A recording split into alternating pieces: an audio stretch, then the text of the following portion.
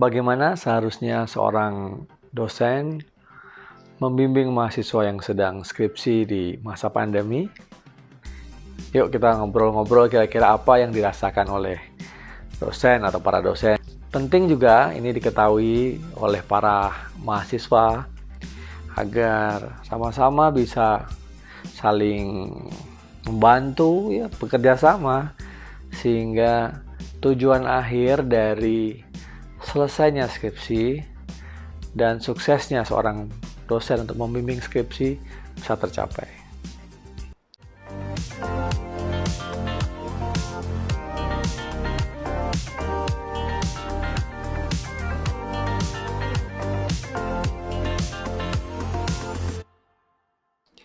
Saya Tirta Mursitama. Di channel ini Anda akan mendapatkan informasi seputar sukses belajar di perguruan tinggi. Nah, kali ini di segmen ini saya ingin menyapa para kolega saya, dosen, staf pengajar di pendidikan tinggi, ya, sehingga channel ini juga bisa bermanfaat buat para kolega saya, para dosen, tidak hanya bagi mahasiswa.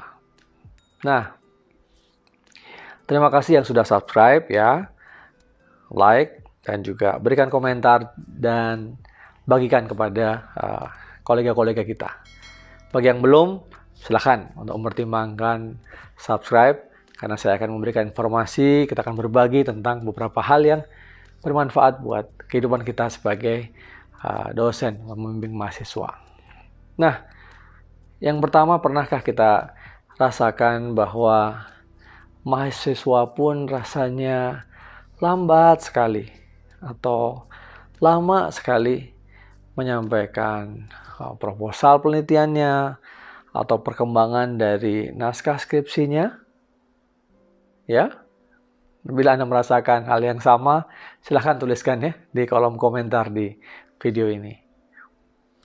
Nah, memang kondisi pandemi ini tidak hanya menyulitkan atau berat buat kita sebagai dosen, tetapi juga buat semua orang, termasuk buat mahasiswa.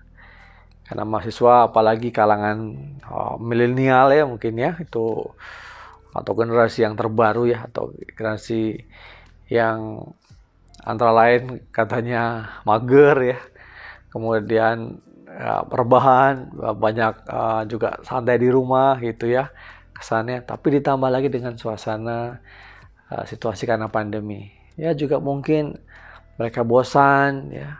Kalau mereka semua sehat, ya, harapannya juga mereka semua sehat. Tentu beda sekali suasananya bila dibandingkan ketika mereka ada di kampus atau kita jumpai mereka di kampus, baik waktu kuliah maupun bimbingan. Nah, hal ini menyebabkan kita juga harus lebih sabar, ya, dari para dosen. Bagaimana kita sendiri punya target juga, kan? Kita punya target untuk menyelesaikan bimbingan kita. Seringkali bimbingan itu jumlahnya banyak juga, sehingga kita harus membagi waktu antara satu mahasiswa dan mahasiswa lain, yang tentu perkembangannya juga berbeda-beda.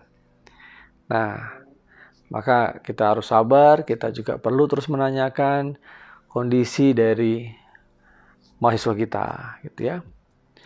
Nah, yang kedua, menyangkut pola komunikasi. Saya melihat dari beberapa mahasiswa, ya, itu juga mempertanyakan, gitu, ya, pola komunikasi antara dosen dan mahasiswa, terutama di masa pandemi seperti ini. Tidak dalam masa pandemi saja kita yang berbeda generasi, ya, gapsnya itu jauh, ya. Jadi kita mungkin memiliki pola komunikasi yang berbeda dengan mahasiswa. Apalagi ditambah dengan situasi pandemi ini. Ya, pasti kita juga harus berubah, gitu. Nah, mungkin saya juga berbagi, ya, menyarankan kepada kolega dosen, kita cari pola komunikasi yang tepat dengan mahasiswa. Sekarang kalau kita tidak menggunakan gadget, ya, tidak menggunakan piranti lunak lainnya, aplikasi yang kita pakai yang ada di ponsel kita, di smartphone kita, kayaknya kita ketinggalan, gitu, ya. Banyak, kita ada WhatsApp juga, ada Telegram, ada mungkin yang lain lagi, Line, ya. Nah, banyak sekali aplikasi yang kita bisa gunakan untuk berkomunikasi dengan mahasiswa. Ya, apalagi karena pembatasan sosial seperti ini, kita akan sulit ketemu mahasiswa secara fisik ya, secara langsung di kampus gitu. Nah, mungkin sebaiknya kita coba ya memanfaatkan adanya aplikasi-aplikasi chat seperti itu ya.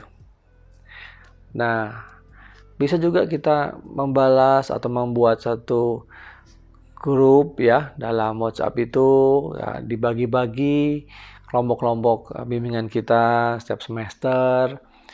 Nah, dari situ mungkin dengan satu grup ya ada berapa, 3-4 orang, atau tergantung jumlah bimbingan kita ya, atau mau kita kelompokkan lagi bimbingan semester ini, tapi beberapa orang memiliki tema yang sama, maka kita buat grup khusus ya, kita memantau.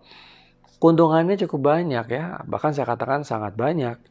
Karena dengan kita memasukkan pesan di grup akan tersebar ke banyak mahasiswa bimbingan kita. Jadi kita tidak perlu mengulang-ulang lagi ke setiap orang ya. Apalagi kalau itu menyangkut hal-hal yang sebenarnya umum ya, atau bisa diketahui atau wajib diketahui oleh semua mahasiswa bimbingan kita. Menyangkut metodologi misalnya, kerangka teori, analisis, format, dan lain-lain sebagainya. Nah, yang ketiga, saya juga menyarankan kita membuat satu konten-konten yang bervariasi ya, berkaitan dengan materi perkuliahan yang kita ampu atau topik penelitian yang kita sedang teliti gitu ya, sehingga mahasiswa juga bisa merujuk materi-materi perkuliahan atau materi-materi berkaitan dengan riset, berkaitan dengan penelitian di skripsi mereka ya dari video-video tersebut. Nah, saya ingin mengajak para kolega, dosen, ya dengan smartphone yang kita punya ini, ya apapun kualitasnya tentu akan semakin baik, kualitas dari smartphone-nya tentu akan semakin bagus hasil dari videonya ya. Lalu kita coba untuk membuka akun di YouTube, kita unggah gitu dengan semangat untuk berbagi ya. Kita tidak berpretensi untuk mendapatkan subscriber yang banyak kemudian dimonetisasi. Nah, saya kira itu kalau bisa mendapatkan subscriber yang banyak dan dimonetisasi itu ada satu ya berkah ya, rezeki tersendiri gitu. Tapi yang terpenting kita sebagai dosen, ya, pengajar, peneliti tentu ingin bidang kita, penelitian kita atau kompetensi ilmu kita bisa kita bagikan sebanyak mungkin, dan yang mendapatkan manfaat dari ilmu kita tidak hanya mahasiswa di kampus kita, ya bahkan mahasiswa-mahasiswa lain. Nanti kita akan terheran-heran gitu ya, bahwa ternyata apa yang kita bagikan itu bisa mendapatkan apresiasi atau bermanfaat untuk mahasiswa lain yang mungkin posisinya secara geografis jauh ya, tidak berdekatan dengan kita. Mungkin di Indonesia Timur, ya Indonesia paling ujung barat, utara atau selatan, atau bahkan ya dari negara tetangga kita. Mungkin khususnya di Malaysia yang juga menggunakan bahasa Melayu ya, yang mengerti juga memahami apa yang kita sampaikan. Nah, dengan upaya kita membuat satu hal-hal yang baru ya, sehingga membantu kita. Pertama tentu membuat kita lebih bervariasi dalam menyampaikan materi, melengkapi kita dalam menyampaikan perkuliahan, Karena tidak mungkin juga kita selalu vkon ya, misalnya dari kampus ya sangat terbatas, atau vkon menggunakan Zoom, Google Meet dan lain-lain. Tentu kalau kita terlalu sering vkon, tentu tidak hanya sebatas memindahkan kegiatan perkuliahan yang tadinya memang didesain untuk offline menjadi online. Anda bisa bayangkan, masa iya kuliah daring dari jam berapa? 7 pagi misalnya sampai jam 1 siang atau bahkan sampai jam 5 sore. Pasti kita akan capek ya. Tidak hanya kita, mahasiswa kita juga capek dan memiliki keterbatasan dalam berkonsentrasi menyimak materi kita gitu. Nah, untuk itu kalau kita buat materi-materi secara pendek-pendek ya 5-10 menit gitu ya, 8-12 menit misalnya, itu kita taruh di YouTube. Apabila mahasiswa kita menanyakan beberapa hal terkait dengan topik tertentu, kita bisa merujuk kepada video-video kita itu. Kita sampaikan ke mereka, silahkan kalian lihat video yang sudah saya buat, coba pahami, laksanakan apa yang saya sampaikan. Lalu kalau masih tidak mengerti juga, tanyakan di komentar, atau kemudian nanti kita bisa berkonsultasi melalui media sosial yang lain. Nah, saya kira itu hal ya, 3 hal mendasar penting bagi para kolega dosen kita. Karena saya juga melihat ya di masa pandemi ini dosen-dosen sudah sangat kreatif gitu ya, yang tidak menyerah karena kondisi ya. Karena saya lihat sekarang smartphone saja sudah cukup, kita tidak perlu dengan satu kamera yang luar biasa, tidak. Dan smartphone sekarang yang luaran-luaran terakhir gitu ya, itu dengan harga ya terjangkau tapi kualitasnya juga sudah bagus.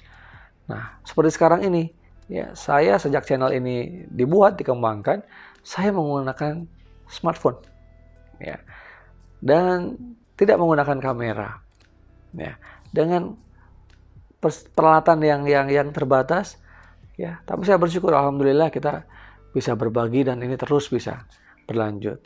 Nah, jadi kalau kita mau mencoba sesuatu yang baru ya, dari kondisi keterbatasan kita, mulai dari apa yang kita miliki ya, kita insya Allah kita bisa berkarya ya, ada jalan untuk lebih bermanfaat untuk mahasiswa kita.